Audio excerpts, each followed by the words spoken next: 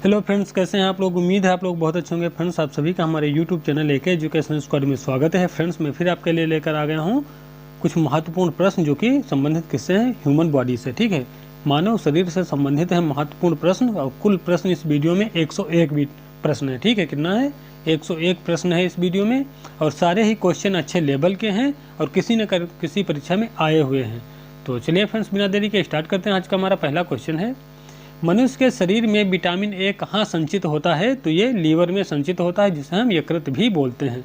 अगला है, मनुष्य के शरीर का सबसे बड़ा अंग कौन सा होता है। तो ये होती है त्वचा यानी स्किन। अगला देखते हैं, रक्त को शुद्ध करने वाला मुख्य अंग है। तो ये होता है किडनी यानी गुर्दा। अगला देखते हैं, मानव शरीर का सबसे भारी अंग है। तो ये यकृत होता है, ठीक है, जिसे हम लीवर भी बोलते हैं। अगला देखते हैं, रसायन चिकित्सा का आविष्कार किसने किया था। तो ये परसेल्सस ने किया था। अगला है प्रश्न नंबर 6, लार में कौन सा एंजाइम पाया जाता है। तो लार में टाइलिन एंजाइम पाया जाता है। प्रश्न नंबर 7, मानव शरीर में प्रत्येक दिन कितना मूत्र बनता है। तो ये बनता है 1.5 लीटर यानी 1.5 लीटर। अगला है, लिंग का निर्धारण किसके क्रोमोसोम पर निर्भर करता है। तो ये पुरुष के क्रोमोसोम पर निर्भर करता है लिंग का निर्धारण, यानी पिता के गुणसूत्र पर। ठीक है, अगला देखते हैं, मनुष्य के शरीर में रक्त परिभ्रमण में कितना समय लगता है। तो ये लगता है 23 सेकेंड।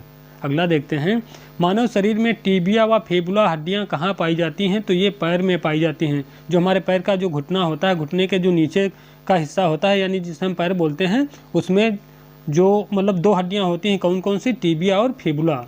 अगला देखते हैं प्रश्न नंबर 11, मानव शरीर में सबसे कठोर तत्व होता है। तो ये होता है दांतों का इनेमल। ठीक है, यानी दांत की जो बाहरी परत होती है उसे हम क्या बोलते हैं, इनेमल बोलते हैं। तो इनेमल जो होता है शरीर का सबसे कठोर अंग होता है या तत्व होता है। अगला देखते हैं, मानव रक्त का पीएच मान कितना होता है। तो ये होता है 7.4। ठीक है, क्या पीएच मान कितना होता है, 7.4 होता है। इसका फुल फॉर्म क्या होता है पीएच मान का, पोटेंशियल ऑफ हाइड्रोजन या फिर पावर ऑफ हाइड्रोजन इसका फुल फॉर्म होता है। और इसको किसने विकसित किया था। तो सोरेनसन ने इसको विकसित किया था। ठीक है, किसने, सोरेनसन ने इसको विकसित किया था। अगला देखते हैं प्रश्न नंबर 13, फेफड़ों में गैसों का आदान प्रदान किसके माध्यम से होता है। तो ये रक्त के माध्यम से होता है, यानी ब्लड के माध्यम से होता है गैसों का आदान प्रदान फेफड़ों में। ठीक है, अगला देखते हैं, डार किसके पाचन में सहायक होती है। तो स्टार्च के। ठीक है, क्या स्टार्च के पाचन में सहायक होती है। मानव शरीर की सबसे लंबी हड्डी है। तो ये फीमर अस्थि होती है। ठीक है, क्या फीमर होती है, जिसको हम उरु अस्थि भी बोलते हैं। और कहाँ पाई जाती है, जांघ में पाई जाती है, थाई में। ठीक है, अगला देखते हैं प्रश्न नंबर 16,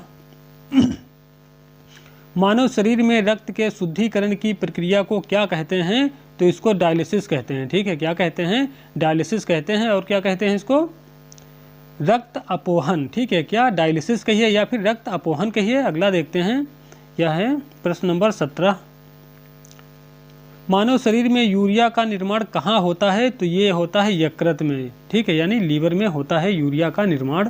अगला देखते हैं, क्रेब्स चक्र की क्रिया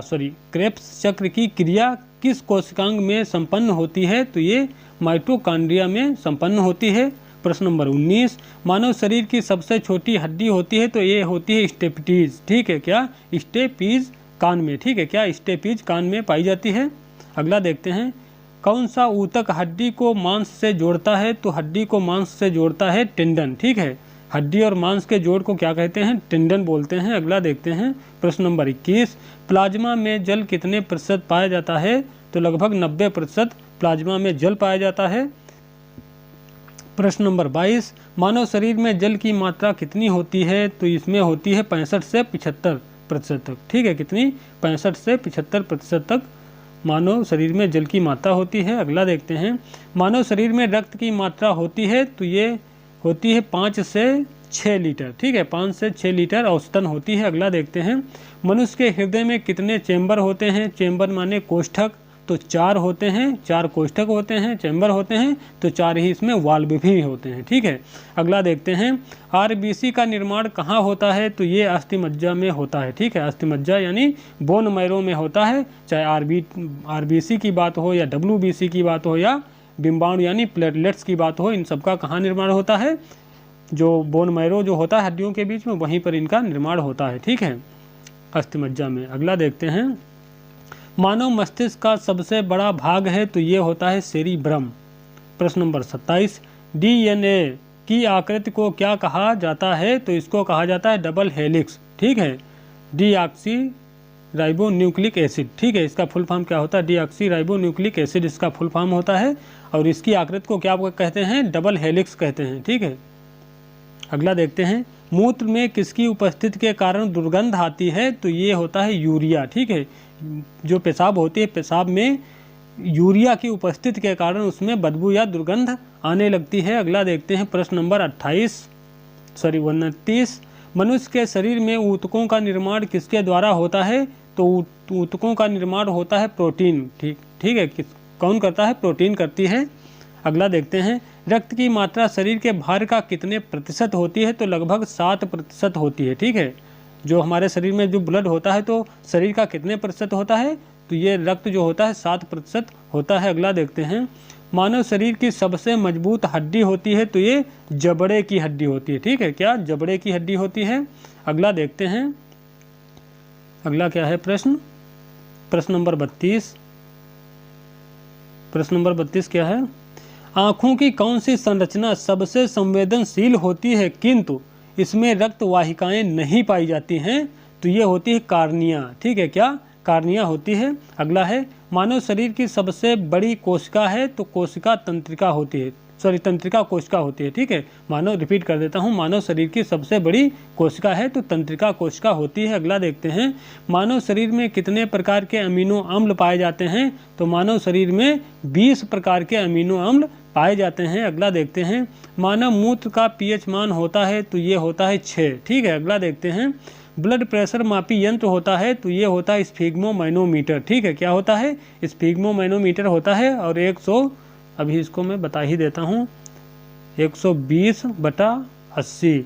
ठीक है, 120/80 ये जो होता है एक स्वस्थ व्यक्ति का नॉर्मल ब्लड प्रेशर होता है। ठीक है, अगला देखते हैं, अगला क्या है, प्रश्न नंबर 37, भोजन की पाचन क्रिया प्रारंभ होती है, तो ये मुख से। ठीक है, कहाँ से, मुख से प्रारंभ हो जाती है भोजन पचने की प्रक्रिया जो होती है। अगला देखते हैं, मनुष्य के सौंदर्य का अध्ययन कहलाता है, तो ये कहलाता है कैलोलॉजी। ठीक है, क्या कैलोलॉजी कहलाता है। अगला देखते हैं, लिगामेंट जिसे हम स्नायु भी बोलते हैं। ठीक है, परीक्षा में लिगामेंट कोई ज़रूरी नहीं, स्नायु भी लिखा मिल सकता है, इसलिए आपने याद रखना है। ठीक है, लिगामेंट या स्नायु जोड़ होता है, तो ये हड्डी को हड्डी से जोड़ जो होता है। ठीक है, यानी हड्डी से हड्डी का जोड़ जो होता है उसे हम क्या बोलते हैं, लिगामेंट कहते हैं या फिर स्नायु कहते हैं। ठीक है फ्रेंड्स, मैं आपको बता देता हूँ, यदि क्वेश्चन अच्छे लग रहे हैं तो आप लाइक ज़रूर कर दीजिए वीडियो को, और जो चैनल पर नए हैं तो चैनल को सब्सक्राइब भी कर लीजिए, क्योंकि इसी तरीके के मैं वीडियो जो है डेली अपलोड करता रहता हूँ। तो चलिए इसी क्रम में अगला देखते हैं, प्रश्न क्या है। प्रश्न नंबर 40, सोयाबीन में सर्वाधिक मात्रा में कौन सा तत्व पाया जाता है, तो इसमें प्रोटीन पाया जाता है, जो कि शरीर निर्माण में यानी मांसपेशियों के निर्माण में अहम भूमिका निभाता है प्रोटीन। ठीक है, अगला देखते हैं, 1 ग्राम कार्बोहाइड्रेट से कितनी ऊर्जा प्राप्त होती है, तो 4.1 कैलोरी। ठीक है, 1 ग्राम कार्बोहाइड्रेट से कितनी ऊर्जा प्राप्त होती है, तो 4.1 कैलोरी ऊर्जा प्राप्त होती है। अगला देखते हैं, HIV द्वारा कौन सा रोग फैलता है, तो एड्स रोग फैलता है। ठीक है, अगला देखते हैं, प्रश्न नंबर 43, अंध बिंदु या पीत बिंदु आँखों के किस भाग में पाया जाता है, तो रेटिना, जिसे हम दृष्टिपटल भी बोलते हैं। अगला देखते हैं, सर्वाधिक विषाक्त, ठीक है, क्या है, सर्वाधिक विषाक्त उत्सर्जी पदार्थ है, तो ये होता है अमोनिया। प्रश्न नंबर 45, रक्त में ग्लूकोज का स्तर किस में व्यक्त किया जाता है। ठीक है, रक्त में ग्लूकोज का स्तर किस में व्यक्त किया जाता है, तो ये किया जाता है मिलीग्राम प्रति डेसीलीटर। ठीक है, क्या मिलीग्राम प्रति डेसीलीटर में व्यक्त किया जाता है रक्त में ग्लूकोज का स्तर। ठीक है, याद रखिएगा, काफ़ी महत्वपूर्ण है क्वेश्चन आपके लिए। मानव शरीर की प्रतिवर्ती क्रिया, ठीक है, जिसे हम क्या बोलते हैं, रिफ्लेक्सिव एक्शन का नियंत्रण केंद्र कहाँ होता है, तो ये होता है मेडुला ऑब्लंगेटा में। ठीक है, रिपीट करता हूँ, मानव शरीर की प्रतिवर्ती क्रिया का नियंत्रण केंद्र कहाँ होता है या कहाँ स्थित होता है, तो मेडुला ऑब्लंगेटा में स्थित होता है। अगला देखते हैं, जीका वायरस का वाहक कौन सा मच्छर होता है, तो जीका वायरस का वाहक होता है एंडीज मच्छर। ठीक है, क्या एंडीज मच्छर होता है जीका वायरस का वाहक। अगला देखते हैं, शरीर का कौन सा अंग अल्जाइमर रोग से प्रभावित होता है, तो अल्जाइमर रोग से मस्तिष्क जो है ये प्रभावित हो जाता है। अगला देखते हैं प्रश्न नंबर 49, पानी में किसकी अधिकता के कारण इटाई रोग हो जाता है, तो ये होता है कैडमियम। ठीक है, क्या कैडमियम की उपस्थिति के कारण या अधिकता के कारण जल में क्या होता है, इटाई रोग होता है। अगला देखते हैं, RH कारक का नाम किस जंतु से संबंधित है या जुड़ा हुआ है, तो ये बंदर से जुड़ा हुआ होता है। अगला है, शरीर के किस अंग में प्रोटीन का पाचन पूर्ण होता है, तो ये आंत में। ठीक है, आंत में जो होता है प्रोटीन का पाचन पूर्ण होता है। अगला देखते हैं, मनुष्य में मेरु तंत्रिकाओं की संख्या होती है, तो ये होती है 31 जोड़ी। अगला है, प्रोटीन शब्द ग्रीक भाषा के किस शब्द से बना है, तो प्रोटिया। ठीक है, क्या प्रोटिया शब्द से बना है। अगला देखते हैं, विटामिन एच को अन्य किस नाम से जाना जाता है, तो इसे जाना जाता है, दो नाम है इसके, बायोटीन और B7। ठीक है, विटामिन एच को अन्य किन किन नामों से जाना जाता है, तो बायोटीन और B7 के नाम से जाना जाता है। प्रोटीन की कमी से कौन सा रोग होता है, तो क्या होता है, क्वाशियोरकर। ठीक है, क्या क्वाशियोरकर। ठीक है, अगला देखते हैं, शरीर की रोगों से संघर्ष करने की शक्ति को क्या कहते हैं, तो इसको कहते हैं रोग प्रतिरोधक क्षमता। ठीक है, अगला देखते हैं प्रश्न नंबर 57, सूर्य की रोशनी से हमारे शरीर को कौन सा विटामिन प्राप्त होता है, तो बहुत इजी क्वेश्चन है, कौन राइट आंसर क्या होगा, विटामिन डी। ठीक है, अगला देखते हैं, बालक की मूल शक्तियों का प्रधान कारक क्या होता है, तो ये होता है वंशानुक्रम। ठीक है, बालक की जो मूल शक्तियाँ होती हैं या क्वालिटी या गुण होते हैं वो किस पर निर्भर करते हैं, उसके वंशानुक्रम पर निर्भर करते हैं। ठीक है, कुछ केसेस में मतलब वातावरण भी उसमें अहम रोल निभाता है, लेकिन जो वंशानुक्रम होता है वो प्रधान कारक होता है। ठीक है, अगला देखते हैं, वंशानुक्रम सिद्धांत के प्रतिपादक किसे माना जाता है, तो ये माना जाता है ग्रेगर जॉन मेंडल ने, और इन्होंने अपना जो पहला प्रयोग किया था मटर के पौधे पर किया था। अगला देखते हैं, कौन सा विटामिन आँखों से संबंधित होता है, तो विटामिन ए आँखों से संबंधित होता है, और इसका जो रासायनिक नाम होता है वो क्या होता है, रेटिनॉल होता है, और ये गाजर पपीता में अधिक मात्रा में पाया जाता है, जो कि आँखों से संबंधित होता है विटामिन। ठीक है, अगला देखते हैं, मस्तिष्क का भार होता है, तो ये औसतन। ठीक है, क्या औसतन होता है कितना, 1350 ग्राम औसतन होता है। कहीं पर आपको ये 1400 ग्राम भी मिल जाएगा, कहीं पर आपको 1300 ग्राम भी मिल जाएगा। स्त्रियों का अलग होता है, पुरुषों का अलग होता है, इसीलिए यहाँ पर मैंने औसतन लिखा है, जो कि सही है। ठीक है, अगला देखते हैं, बुद्धि का केंद्र किसे कहा जाता है, तो ये सेरिब्रम को कहा जाता है। अगला देखते हैं, तंत्रिका तंत्र का अध्ययन कहलाता है, तो ये न्यूरोलॉजी कहलाता है। ठीक है, क्या न्यूरोलॉजी यानी नर्वस सिस्टम का जो स्टडी होती है उसे क्या बोलते हैं, न्यूरोलॉजी बोलते हैं। अगला देखते हैं, हाथों का अध्ययन क्या कहलाता है, सॉरी यहाँ पे हाथ नहीं, यहाँ पे कुछ इस तरीके से लिखा होगा। ठीक है, क्या आंत। ठीक है, ये थोड़ा मिस्टेक हो गया है, क्या आंत। आंतों का अध्ययन क्या कहलाता है, तो कहलाता है गैस्ट्रोंटोलॉजी। ठीक है, क्या गैस्ट्रोंटोलॉजी। ठीक है, ध्यान से देख लीजिएगा। ठीक है, यहाँ पे आंत नहीं, सॉरी हाथ नहीं, आंत होना चाहिए। ठीक है, क्या आंत। ठीक है, आंतों का अध्ययन। ठीक है, क्या आंत का अध्ययन क्या कहलाता है, गैस्ट्रोंटोलॉजी कहलाता है। अगला है, कौन सा हार्मोन्स रक्त शर्करा को नियंत्रित करता है, तो ये करता है इंसुलिन। ठीक है, अगला देखते हैं, छोटी आंत के कितने भाग होते हैं, तो छोटी आंत जो होती है उसके 3 भाग होते हैं। कौन कौन से, डिडोनियम, जुजोनियम और इलियम। ठीक है, क्या डिडोनियम, जुजोनियम और इलियम होते हैं। अगला देखते हैं, भोजन का पूर्ण पाचन कहाँ होता है, तो ये होता है छोटी आंत में। ठीक है, प्रश्न नंबर अगला क्या है, प्रश्न नंबर है 68। ठीक है, क्या बड़ी आंत की लंबाई होती है, तो बड़ी आंत की जो लंबाई होती है 1.5 मीटर। ठीक है, क्या बड़ी आंत की जो लंबाई होती है कितनी होती है, 1.5 मीटर होती है। ये फिट में बात करें तो 7.5 फीट हो जाती है। ठीक है, यानी 7.5 फीट होती है। अगला देखते हैं, हार्ट ऑफ ब्रेन किसे कहा जाता है, तो ये कहा जाता है मेडुला ऑब्लंगेटा को। ठीक है, हार्ट ऑफ ब्रेन किसे कहते हैं, तो मेडुला ऑब्लंगेटा को कहते हैं। अगला देखते हैं, हेड मास्टर ग्रंथि किसे कहा जाता है, तो हाइपोथैलेमस ग्रंथि को हेड मास्टर कहा जाता है। जो मास्टर ग्रंथि होती है वो पीयूष ग्रंथि होती है, जिसे हम पिट्यूटरी ग्रंथि भी कहते हैं, जिसका भार कितना होता है 0.06 ग्राम होता है। ठीक है, अगला देखते हैं कितना होता है 0.6 ग्राम। ठीक है, क्या पीयूष ग्रंथि का या पिट्यूटरी ग्रंथि का जो भार होता है ग्राम में। ठीक है, अगला देखते हैं, और इसका जो आकार होता है पीयूष ग्रंथि का वो मटर के दाने जैसा होता है। ठीक है, याद रखिएगा। अगला देखते हैं प्रश्न नंबर, इसको रिपीट कर देता हूँ एक बार 70 नंबर प्रश्न को। हेड मास्टर ग्रंथि किसे कहा जाता है, तो हाइपोथैलेमस ग्रंथि को हेड मास्टर ग्रंथि कहा जाता है, जबकि मास्टर ग्रंथि जो कहते हैं किससे कहते हैं, पीयूष ग्रंथि या पिट्यूटरी ग्रंथि को कहते हैं। अगला देखते हैं, जोड़ों का अध्ययन कहलाता है, तो आर्थोलॉजी कहलाता है। ठीक है, क्या जोड़ों का अध्ययन, जो हमारे जोड़ होते हैं, जोड़ों का अध्ययन क्या कहलाता है, आर्थोलॉजी कहलाता है। अगला देखते हैं, हड्डियों का अध्ययन कहलाता है, तो ऑस्टियोलॉजी कहलाता है। ठीक, क्या ऑस्टियोलॉजी कहलाता है हड्डियों का अध्ययन।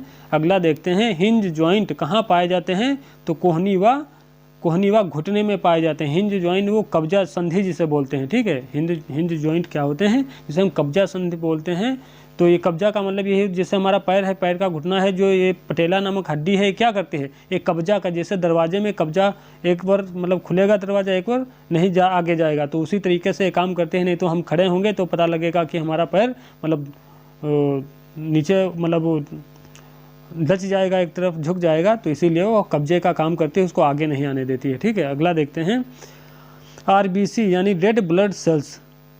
RBC क्या है, RBC यानी रेड ब्लड सेल, इनका फुल फॉर्म होता है, इनका जीवन काल कितना होता है, तो 120 दिन इनका जीवन काल होता है। ठीक है, क्या 120 दिन इनका जीवन काल होता है। अगला देखते हैं प्रश्न नंबर 75, रक्त का लाल रंग किसकी कारण होता है, रक्त का लाल रंग किसके कारण होता है, या ब्लड में किसकी उपस्थिति के कारण होता है, तो हीमोग्लोबिन की वजह से रक्त का रंग लाल होता है। अगला देखते हैं, कोशिका की बाहरी परत क्या कहलाती है, तो ये कोशिका की जो बाहरी परत होती है प्लाज्मा मेम्ब्रेन कहलाती है। अगला देखते हैं, किस ग्रंथि को जीवन रक्षक ग्रंथि कहा जाता है, तो एड्रिनल। ठीक है, क्या एड्रिनल ग्रंथि को जीवन रक्षक ग्रंथि भी कहा जाता है। अगला देखते हैं, किस ग्रंथि को जैव घड़ी कहा जाता है, तो ये पीनियल ग्रंथि होती है। ठीक है, क्या पीनियल ग्रंथि को। अगला देखते हैं, पैराथायराइड ग्रंथि कौन सा हार्मोन स्रावित करती है, तो ये करती है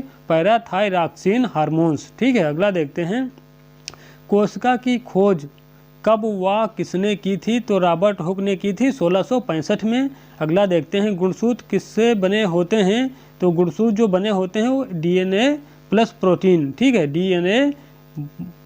DNA प्लस प्रोटीन के बने होते हैं मिलकर। अगला देखते हैं, हृदय का अध्ययन कहलाता है, कार्डियोलॉजी कहलाता है हृदय का अध्ययन।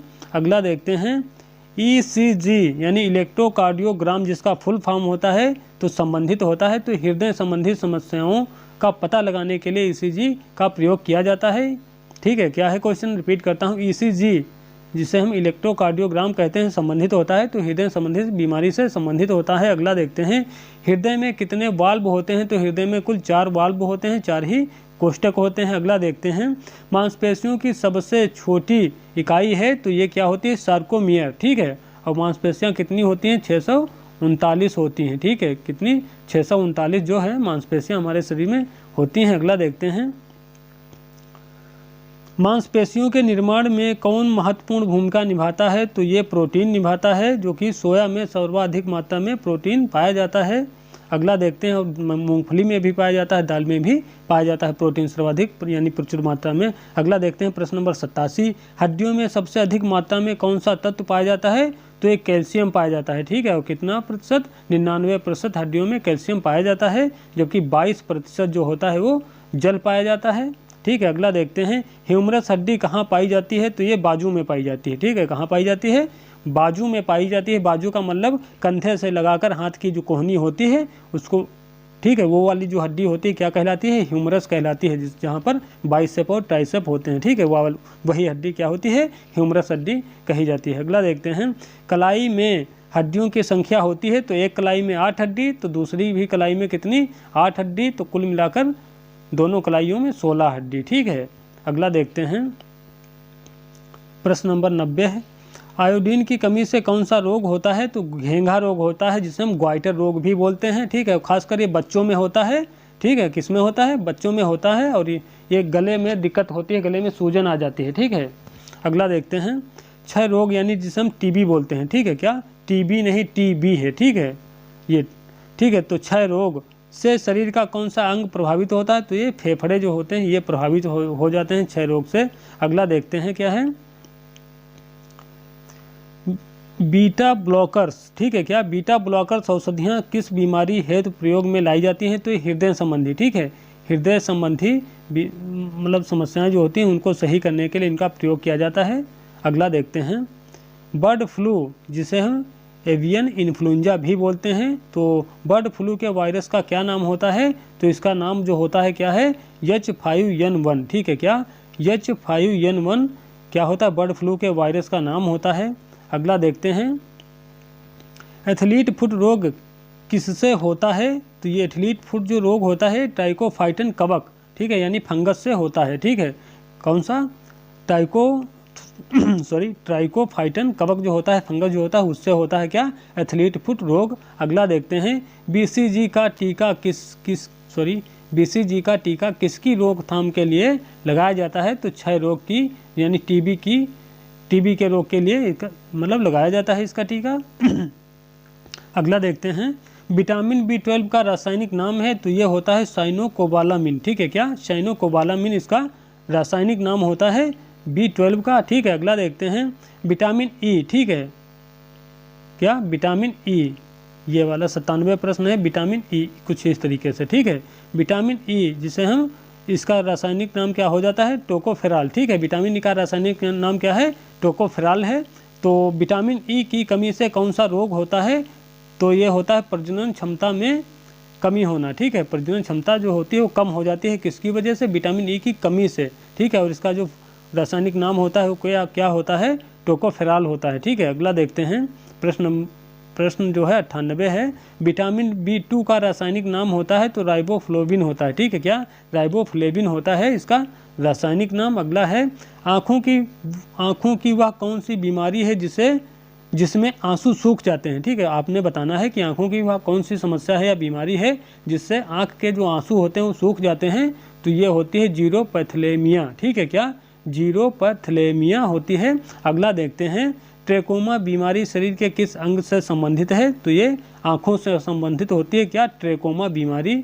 अगला देखते हैं, प्रश्न नंबर 101, मनुष्य के जीवन काल में कुल कितने दांत निकलते हैं? तो ये आपने ये कमेंट में बताना है। ठीक है, कुल कितने दांत निकलते हैं ये आपने हमें बताना है। और फ्रेंड्स, उम्मीद करेंगे सारे क्वेश्चन आपको अच्छे लगे होंगे और आपकी परीक्षा में काफ़ी ज़्यादा हेल्प भी करेंगे। यदि अभी भी हमारे चैनल पे नए हैं, चैनल को सब्सक्राइब नहीं किया है तो चैनल को सब्सक्राइब कर लीजिए और अपने यार दोस्तों में शेयर भी कर दीजिए। और साथ में जब सब्सक्राइब करना तो बेल आइकन ज़रूर दबा देना, ताकि अगला जो वीडियो अपलोड करूँ उसका नोटिफिकेशन स्वतः आपके पास पहुँच जाए।